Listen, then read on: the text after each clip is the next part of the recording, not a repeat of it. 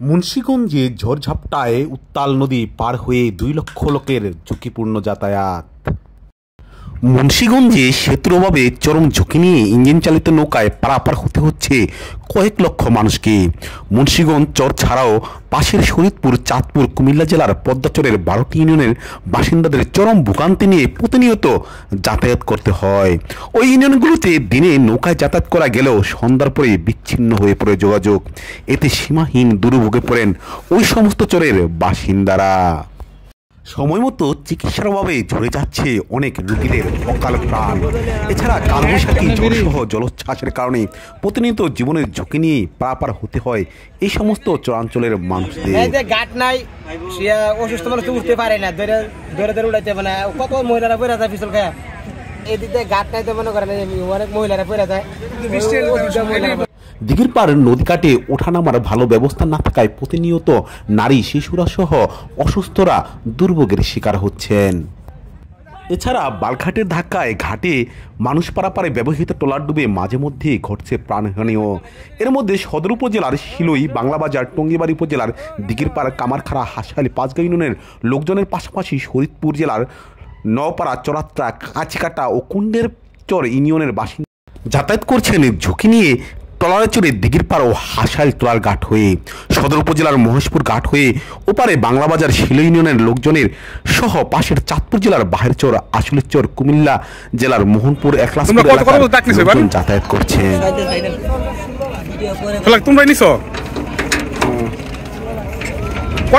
তুমি চালাও। চরের মানুষদের পারাপারের বেশ কয়েকটি ঘাট থাকলেও সবচেয়ে বেশি মানুষ পারাপার হয় টঙ্গিবাড়ি উপজেলার দিঘির পার ঘাট হয়ে। এখানে পদ্মা নদীর সরু শাখাটিতে একটি ব্রিজের দাবি তুলেছেন সদর ও টঙ্গিবাড়ি উপজেলা সহ পাশের শরীয়তপুর জেলার লোকজন। তাদের দাবি, এখানে একটি সেতু হলে বিড়ম্বনা হতে রক্ষা পাবে চরাঞ্চলে বসবাস করা কয়েক লক্ষ মানুষ।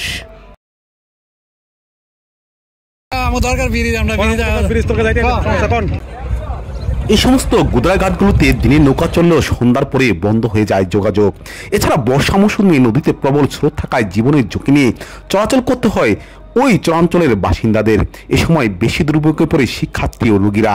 মুন্সিগঞ্জ সদর, টঙ্গিবাড়ি উপজেলার 6টি ইউনিয়ন সহ শরীদপুর জেলার পদ্মাচরের 4 ইউনিয়নের বাসিন্দারা পারাপার হয় মুন্সিগঞ্জের দিঘির পার, হাঁসখালি, গুদরাঘাট হয়ে। শরীদপুর জেলার নওপাড়া, চরাত্রা, কাছিকাটা, কুন্ডের চর ইউনিয়নের বাসিন্দাদের যাতায়াত করছেন নৌকায় ও ট্রলারে চড়ে। যদিও জেলা তাদের শরীদপুর, তবে হাটবাজার সহ দৈনন্দিন কাজে ও ঢাকা সহ সারা দেশে যোগাযোগের কাজে তারা প্রতিদিন মুন্সিগঞ্জ হয়ে যাতায়াত করছেন। দিঘির পার ঘাট দিয়ে ঝুঁকি নিয়ে ছোট্ট ইঞ্জিন চালিত নৌকায় প্রতিদিন পার হচ্ছে নারী, শিশু সহ হাজার হাজার মানুষ। এই ঘাটের এক পাশে দিঘির পার বাজার, অন্য পাশে কান্দাপাড়া। এই ঘাটটি প্রতি বছর 15 হতে 20 লক্ষ টাকায় ডাক হলেও নদী হতে উপরে ওঠার যে সমস্ত রাস্তা তা খুবই ব্যয়। এই ঘাট দিয়ে ওঠানামা করতে গিয়ে প্রতিনিয়ত হোঁচট খেয়ে পড়তে হচ্ছে সব বয়সী মানুষদের।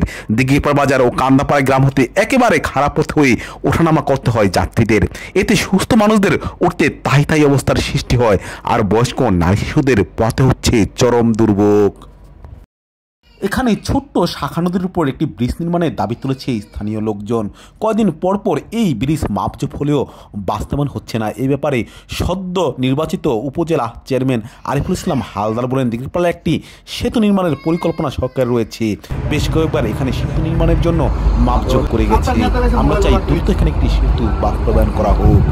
Desk news, Bikrampur.